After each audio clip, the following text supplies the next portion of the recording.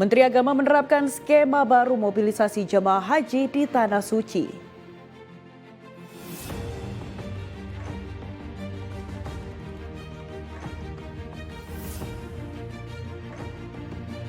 Tidak perlu panik, Lembaga Penjamin Simpanan atau LPS nilai tarif barang impor Trump justru menguntungkan Indonesia.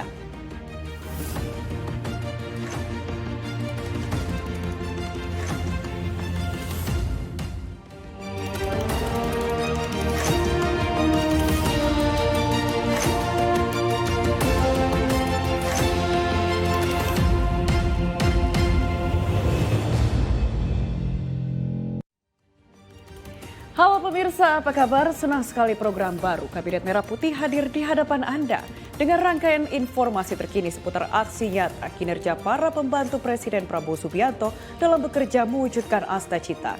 Bersama saya Indra Pramaskara, inilah Kabinet Merah Putih. Kita ke informasi pertama pemirsa, Menteri Agama ucapkan duka untuk Paus Fransiskus.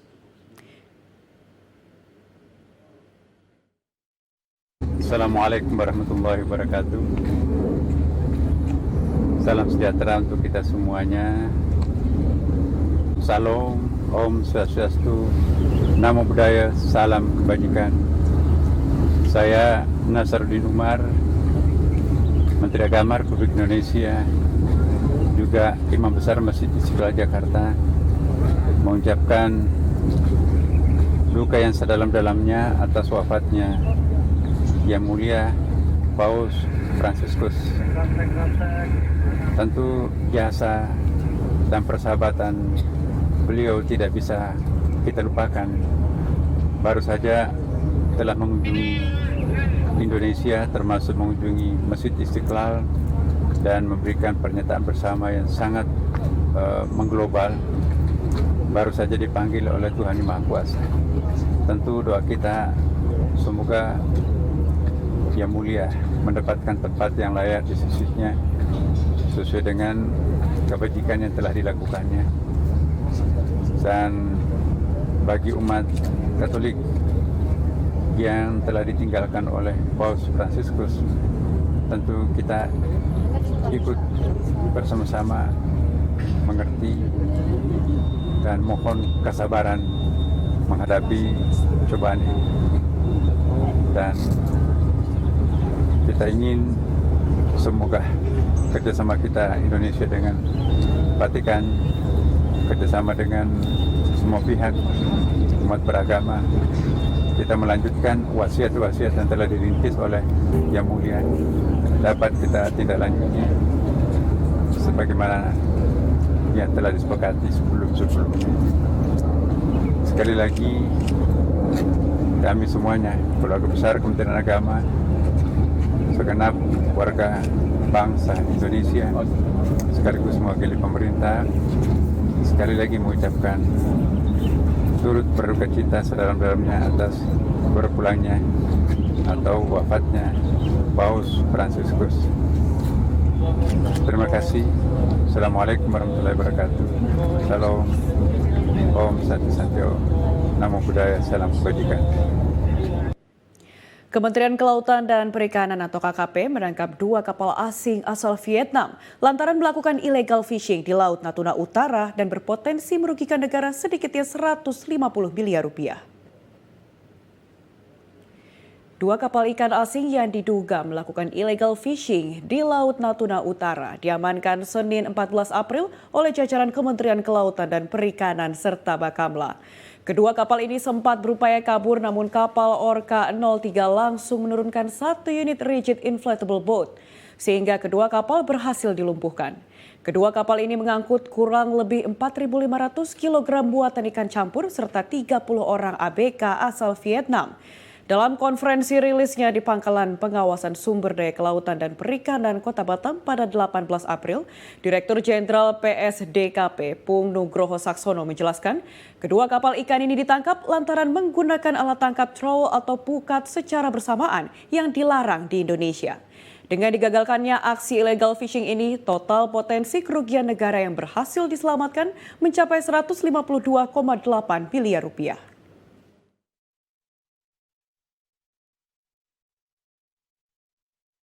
kerugian yang ada terhadap dua kapal tersebut yang disebut oleh Pak Andi, kurang lebih setelah evaluasinya kita hitung 152,8 miliar. Karena apa? Kapal-kapal tersebut menggunakan alat tangkap yang dilarang. Dia troll, tapi ditarik dua kapal, satu jaring menjadi pair troll. Ini daya rusaknya luar biasa. Pemirsa, Menteri Kesehatan dan Menteri Pendidikan Tinggi, Sains dan Teknologi merespons pelanggaran etik dan disiplin oleh tenaga medis, salah satunya pelanggaran di Rumah Sakit Umum Pusat Hasan Sadikin Bandung. Sejumlah kasus kekerasan seksual yang diduga dilakukan oknum dokter di lingkungan pelayanan kesehatan menjadi atensi publik. Dari sejumlah kasus yang dilaporkan, beberapa tersangka dokter masih menempuh program pendidikan dokter spesialis atau PPDS. Kasus ini hingga membuat Kementerian Kesehatan dan Kementerian Pendidikan Tinggi, Sains dan Teknologi turun tangan. Menteri Kesehatan Budi Gunadi Sadikin menyatakan bahwa harus ada perbaikan yang serius, sistematis, dan konkret bagi pendidikan program dokter spesialis. Budi menyoroti perbaikan pada sistem rekrutmen calon peserta dokter PPDS. Dari kasus kekerasan seksual ini, Budi meminta pemeriksaan psikologis terhadap setiap peserta PPDS setiap 6 bulan. Selain itu, jam kerja peserta PPDS secara ketat diawasi Direktur Utama Rumah Sakit. Budi juga menekankan fungsi kontrol dengan cara menggelar forum rutin agar kesehatan fisik dan mental para peserta dapat terpantau. Prosedurnya yang harus dipatuhi dan setiap rumah sakit sudah memiliki itu. Nah, sekarang kita lakukan adalah kita akan merapikan secara nasional rekam medis elektronik agar kita juga bisa melihat secara nasional semua tindakan-tindakan yang dilakukan oleh tenaga medis dan tenaga kesehatan, apakah itu sudah sesuai dengan panduan nasional yang. Sementara itu, Menteri Pendidikan Tinggi, Sains dan Teknologi Brian Yuliarto menyatakan sikap tegas tidak ada toleransi baik secara akademik, administratif maupun secara hukum terhadap peserta pendidikan program dokter spesialis yang melanggar etik dan disiplin oleh tenaga medis. Konferensi pers ini menanggapi sejumlah kasus dugaan kekerasan seksual yang dilakukan oknum dokter. Salah satunya tersangka PAP, oknum dokter peserta program pendidikan dokter spesialis Fakultas Kedokteran Universitas Padjadjaran di Rumah Sakit Hasan Sadikin Bandung. PAP kini ditahan Polda Jawa Barat sejak 23 Maret 2025 setelah diduga memperkosa seorang perempuan anak pasien dengan cara membius. Laporan Apriansyah Diki Pratama, Jakarta, Garuda TV. Kementerian Kesehatan ikut tangani kasus dugaan pelecehan seksual oknum dokter peserta program pendidikan dokter spesialis atau PPDS Anestesiologi dan Terapi Intensif di Rumah Sakit Dr. Hasan Sadikin atau RSHS Bandung. Tersangka dokter berinisial PAP dicabut izinnya sehingga tidak lagi memiliki izin praktik.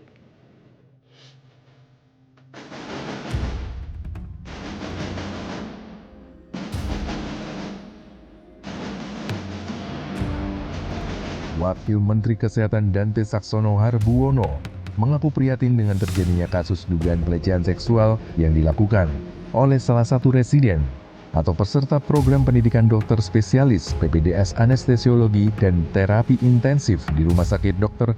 Hasan Sadikin RSHS Bandung. Wamenkes menjelaskan pihaknya telah meminta Konsil Kesehatan Indonesia untuk mencabut surat tanda registrasi STR sehingga yang bersangkutan tidak lagi memiliki izin praktik. Lebih lanjut, Dante mengatakan Kemenkes resmi menghentikan sementara PPDS Anestesiologi dan Terapi Intensif di RSHS selama 1 bulan untuk evaluasi dan perbaikan. Secara sistem, kami sementara menghentikan pendidikan spesialis anestesi di Rumah Sakit Hasan Sadikin selama 1 bulan untuk melakukan konsolidasi, untuk melakukan perbaikan, untuk melakukan pengawasan yang lebih optimal. Selain itu, Dante menyebut sebagai langkah pencegahan, Kemenkes akan melakukan pemeriksaan kesehatan mental terhadap seluruh peserta pendidikan dokter spesialis. Langkah dari Kementerian Kesehatan ini menyusul dugaan pelecehan seksual oleh oknum dokter anestesi program pendidikan dokter spesialis Universitas Padjadjaran terhadap seorang perempuan anak pasien di Rumah Sakit Hasan Sadikin Bandung. Tersangka meminta korban melakukan pengecekan darah untuk kebutuhan keluarganya yang jadi pasien namun korban justru dibius dan diruda paksa.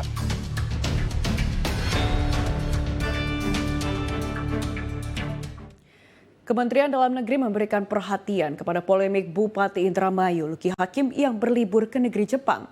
Wakil Menteri Dalam Negeri Bima Arya mengatakan langkah yang diambil sebagai evaluasi, yakni menekankan kepada kepala daerah untuk memahami betul fungsi dan aturan sebagai kepala daerah.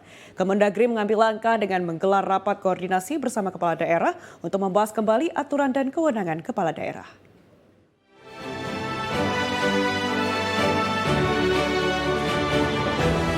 Polemik perjalanan luar negeri Bupati Indramayu Luki Hakim menjadi perhatian Kementerian Dalam Negeri. Buntut acara jalan-jalan ke negeri Jepang, Bupati Indramayu Luki Hakim harus menjalani pemeriksaan di Inspektorat Jenderal Kementerian Dalam Negeri. Wakil Menteri Dalam Negeri Bima Arya mengatakan Bupati Indramayu, yakni Luki Hakim, tak pahami aturan mengenai bepergian ke luar negeri bagi kepala daerah. Diketahui Luki Hakim melakukan perjalanan ke Jepang tanpa izin, baik ke gubernur maupun Kementerian Dalam Negeri. Wamendagri Bima Arya menilai Luki Hakim seharusnya dapat memahami aturan soal bepergian ke luar negeri, mengingat para kepala daerah telah dibekali materi saat retret di Akademi Militer atau Akmil Magelang, Jawa Tengah pada Februari lalu. Adapun Luki telah menjalani pemeriksaan di Inspektorat Jenderal Kementerian Dalam Negeri. Hasil pemeriksaan terungkap Luki Hakim tidak memiliki pemahaman terkait aturan cuti kepala daerah jika melakukan kunjungan luar negeri.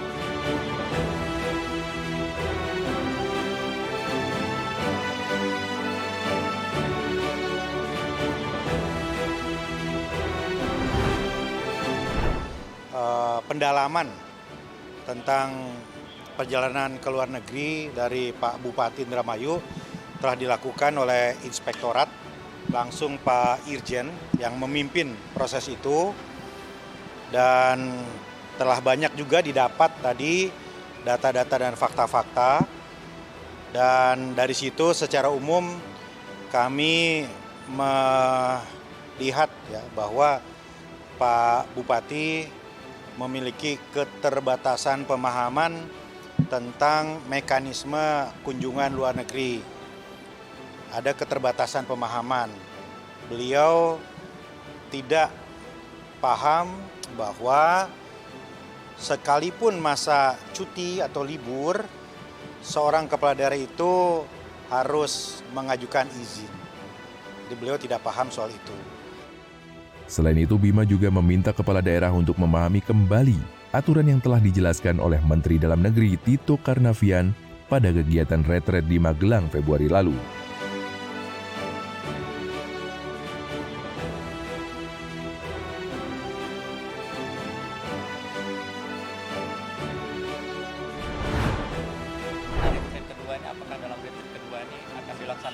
Ya, retreat kedua akan dilakukan dalam waktu dekat. Tadi kami sudah rapatkan, begitu ya. Dalam 2 atau 3 minggu ke depan sepertinya pelaksanaannya akan terjadi. Dan tentu dari pembelajaran ini kami akan lebih menekankan lagi hal-hal seperti ini terkait dengan tugas pokok, kewajiban dan larangan bagi kepala daerah. Sesegera mungkin ya, kami masih terbuka opsi lokasi-lokasi baik di Magelang ataupun di tempat lain. Sementara itu, Bupati Indramayu Luki Hakim mengira perlu mengajukan izin hanya saat hari kerja, bukan saat cuti bersama Idul Fitri. Aturan dalam Undang-Undang Nomor 23 Tahun 2014 tentang Pemerintahan Daerah menegaskan kepala daerah harus memperoleh izin dari menteri untuk perjalanan luar negeri. Pelanggaran dapat mengakibatkan sanksi berupa pemberhentian sementara selama 3 bulan. Tidak membawa surat izin dari Pak Menteri Kemendagri, tidak membawa izin. Tapi di sini ini salah saya. Jadi saya minta maaf khususnya pada masyarakat Indramayu, pada seluruh masyarakat Indonesia juga. Mungkin karena ini murni kesalahan saya karena saya tidak aware bahwa izin yang dimaksud itu adalah izin keluar negeri. Yang dimaksud kepala saya adalah izin ke luar negeri kalau hari kerja. Jadi itu perbedaan asumsi. Saya yang salah karena berasumsi seharusnya ya baca lebih detail. Memang saya baca. Kementerian Dalam Negeri masih mendalami polemik ini. Adapun jangka waktu atau proses pendalaman oleh Itjen Kemendagri yakni 14 hari. Setelah waktu tersebut baru ditentukan sanksi yang diberikan kepada Luki Hakim.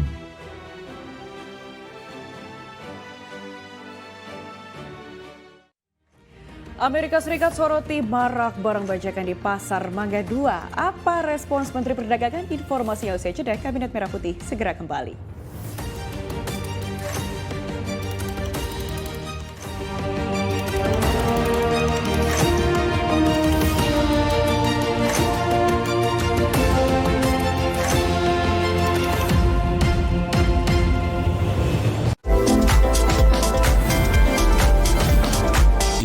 Pesona desain rumah, dari dalam hingga luar, dilengkapi dengan kisah inspiratif di balik pembuatannya. Konsepnya sih sebenarnya tropikal ya.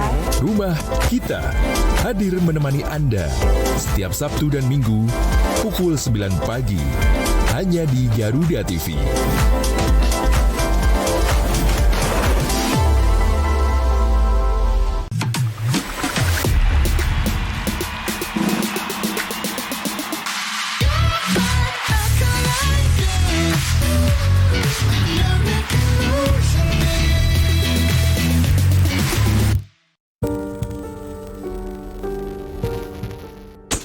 Menelusuri jejak cerita legenda dan sejarah, mengungkap fakta di balik mitos dan fenomena aneh di luar nalar manusia. Insiden berdarah pembunuhan para jenderal yang membuat ciut nyali. Saksikan Misteri Hidup setiap Kamis pukul 9 malam hanya di Garuda TV. Demi beberapa ekor kucing, seolah anak rela menembus banjir yang penuh resiko. Seorang anak yang memberi kejutan kepada ayahnya berupa sebuah gitar baru. Saksikan kisah penuh makna di Orang Baik setiap hari pukul 5 pagi dan setengah 2 siang. Hanya di Garuda TV.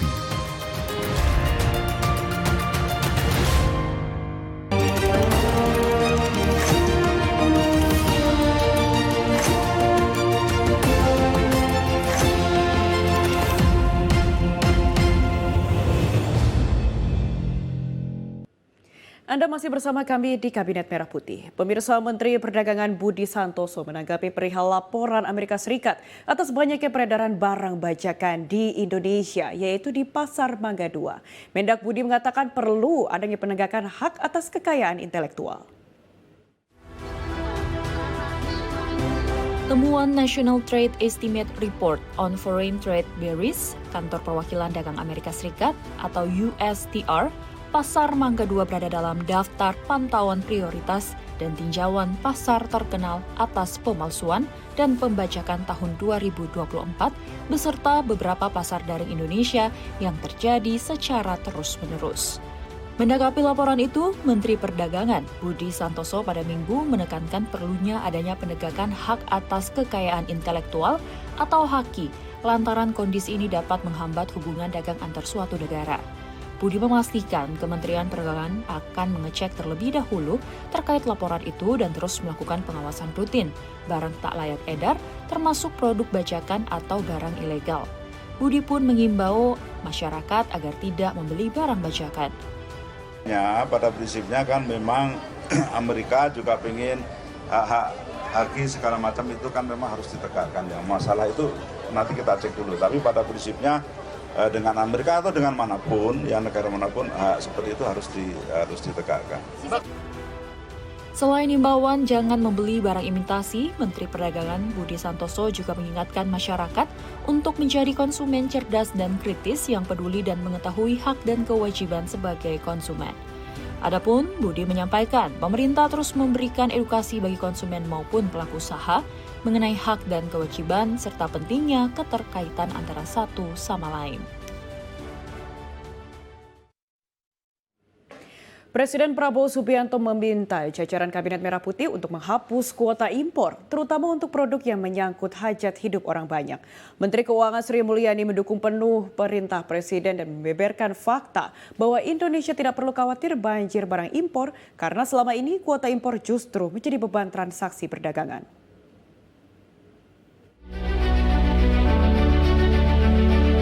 Ekonomi global tengah bergejolak.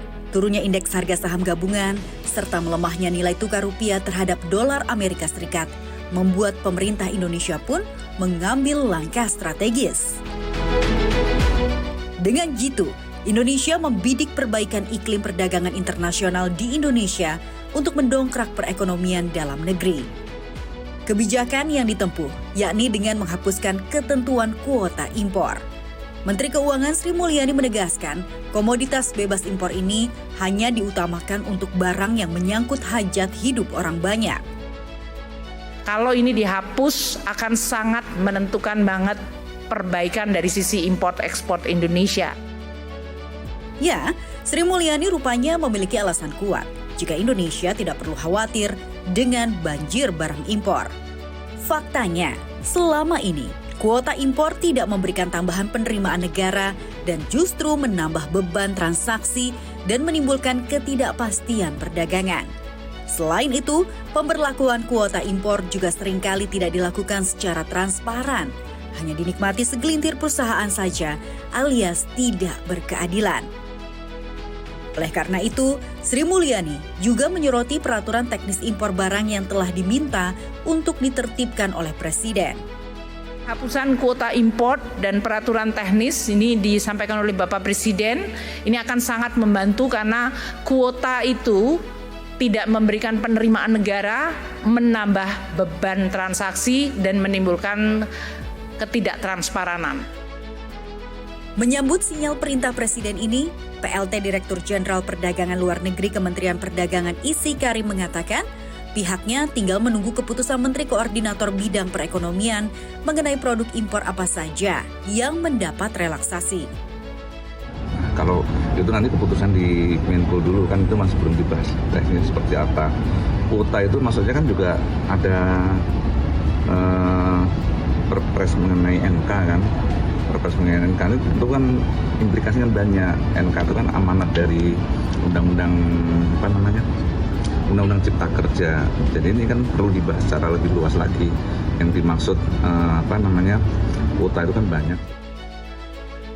Selain merinci daftar produk impor yang akan dibebaskan, pemerintah juga akan menyederhanakan perizinan dan tata kelola impor dengan berbasis data dan teknologi informasi. Segala transaksi logistik impor akan tercatat secara digital sehingga bisa menurunkan waktu dan biaya logistik. Selain itu, Presiden mengarahkan para menterinya agar kuota impor jangan hanya diberikan kepada perusahaan-perusahaan tertentu saja, alias diskriminatif dan hanya menguntungkan segelintir perusahaan-perusahaan besar. Terlebih, instruksi pembebasan kuota impor ini adalah respon dari para pengusaha Indonesia dalam Apindo untuk menyeimbangkan neraca perdagangan dengan Amerika Serikat. Menurut Ketua Apindo, Amerika Serikat ingin melihat bagaimana cara Indonesia menurunkan defisit perdagangan yang sedang terjadi. Salah satunya dengan cara menambah transaksi perdagangan dengan cara impor barang dari Amerika Serikat. Pada waktu Pak Menko sudah memanggil kami semua untuk bagaimana kita bisa mengantisipasi dampak dari tarif resiprokal AS, kami bisa melihat bahwa Presiden Trump ini hanya melihat he's a transaction man, Pak. Jadi dia hanya lihat deal. Jadi apa yang kami lakukan dari pelaku usaha swasta, kami langsung menghubungi mitra kami di Amerika untuk melihat. Karena Amerika itu jelas mau melihat bagaimana bisa menurunkan defisit. That's it, Pak. Tapi tidak mungkin pemerintah hanya mengatakan, oh kita mau menurunkan defisit dengan mengimport ini. Yang pasti Amerika mau tahu berapa yang kamu bisa import. Kapan mau diimportnya? Nah, oleh karena itu adalah salah satu tugas kami, Pak. Dari pelaku usaha swasta, ada beberapa memang komponen-komponen komoditas import, seperti contohnya tadi sudah kapas, kemudian ada juga jagung, ada juga wheat, gandum. Ini beberapa hal yang kami langsung berinteraksi dengan pelaku usaha di sana untuk bagaimana kita bisa meningkatkan impor. Penghapusan kuota impor ini juga dipastikan akan sangat membantu ekonomi Indonesia, lantaran kuota impor selama ini tidak memberikan penerimaan negara. Skema baru mobilisasi jemaah haji saat berada di Mina, seperti apa? Kabinet Merah Putih memiliki informasinya untuk Anda usai yang satu ini.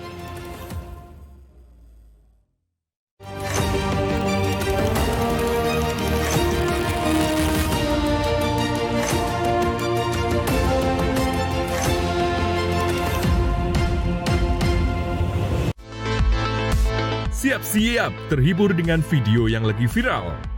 Dari kelakuan absurd sampai kejadian tak terduga, semua bakal bikin kamu ngakak tanpa henti. Ada kamera, Mak. Nanti Mama mau laporan sama malaikat. Saksikan The Power of Netizen setiap hari pukul 11 siang hanya di Garuda TV.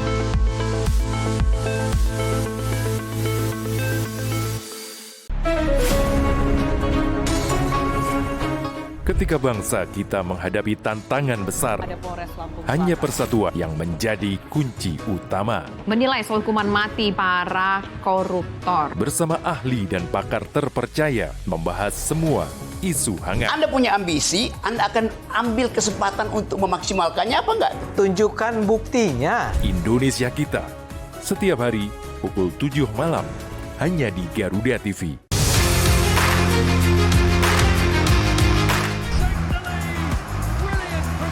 Update terbaru dari dunia olahraga terkini dari nasional dan internasional.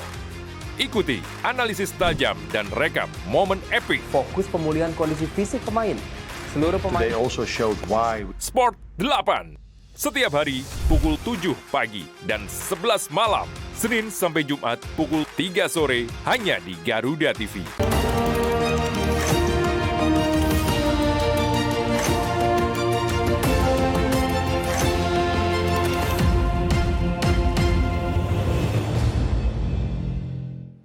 Anda masih bersama kami di Kabinet Merah Putih. Pemirsa, Kementerian Agama menyampaikan bahwa pelunasan biaya perjalanan ibadah haji atau BP telah surplus.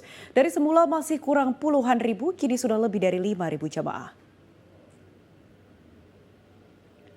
Kementerian Agama menyampaikan bahwa jumlah pelunasan biaya perjalanan ibadah haji atau BP reguler 2025 telah selesai seluruhnya. Dalam acara bimbingan manasik nasional 1446 Hijriah di Asrama Haji Pondok Gede, Jakarta Timur, Direktur Jenderal Penyelenggaraan Haji dan Umroh Kemenak Hilman Latif mengatakan pelunasan biaya haji tersebut bahkan telah surplus. Hilman menyebut bahwa seluruh jamaah haji yang sudah melunasi biaya perjalanan juga telah dinyatakan sehat fisik dan mental oleh Kementerian Kesehatan sehingga benar-benar siap untuk menjalankan rangkaian ibadah haji tahun ini. Kementerian Agama telah memperpanjang batas waktu pelunasan biaya haji dari 17 April menjadi 25 April mendatang. Hal itu dilakukan lantaran pada hari terakhir pembayaran dari 203.000 jemaah haji yang berhak lunas, baru sekitar 180.000 jemaah yang melunasi.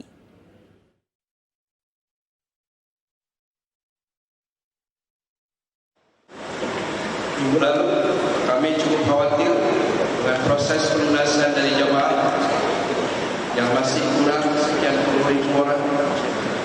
Antara waktunya sudah waktu untuk proses pemfisaan. Tapi alhamdulillah belum sampaikan Pak Menteri bahwa untuk jamaah haji reguler pelunasannya sudah surplus lebih dari 5.000 orang. Kementerian Agama resmi menerapkan skema murur dan tanazul pada pelaksanaan ibadah haji 2025. Tujuan skema baru, mobilisasi jemaah haji mempercepat dan memudahkan perpindahan jemaah haji prioritas, yakni lansia dan disabilitas. Kementerian Agama secara resmi menerapkan skema murur dan tanazul dalam pelaksanaan ibadah haji tahun 2025. Ditemui usai menghadiri bimbingan manasik nasional 1446 Hijriah di Asrama Haji Pondok Gede, Jakarta pada Sabtu 19 April, Menteri Agama Nasaruddin Umar mengatakan bahwa skema tersebut diprioritaskan untuk jemaah lansia dan disabilitas. Menteri Agama menjelaskan skema murur dan tanasul dapat mempercepat dan mempermudah mobilisasi para jemaah prioritas yang memerlukan penanganan khusus dalam menjalankan rangkaian ibadah haji di Tanah Suci. Di antaranya tidak perlu turun saat bermalam di Musdalifah menuju Mina alias tetap berada di dalam kendaraan. Murur itu kan nomenklatur baru ya. Dulu kalau kita melakukan ibadah haji harus bermalam di Musdalifah. Ya, turun dari bus. Nah, persoalan kita mencari busnya di mana, kemudian juga gelap-gelap dan seterusnya banyak persoalan. Nah, di sini dimungkinkan kita untuk tinggal di mobil. Ya, karena juga macet kan, dia analogikan itu sama dengan al-mabit di Musdalifah, bermalam di Musdalifah. Sementara tanasul berarti jemaah haji tidak lagi mutlak menginap di tenda yang disediakan di Mina, tetapi diperbolehkan untuk menginap di hotel. Mengingat jarak tenda di Mina lebih jauh, selain itu dari sisi fasilitas yang tersedia, hotel dinilai lebih memadai. Dan pemirsa, tuntas sudah rangkaian informasi aksi nyata para pembantu Presiden Prabowo Subianto berupaya membangun bangsa mewujudkan Astacita. Saya Edra Pramaskara pamit undur diri dan sampai jumpa lagi dalam program Kabinet Merah Putih. Terima kasih dan sampai jumpa.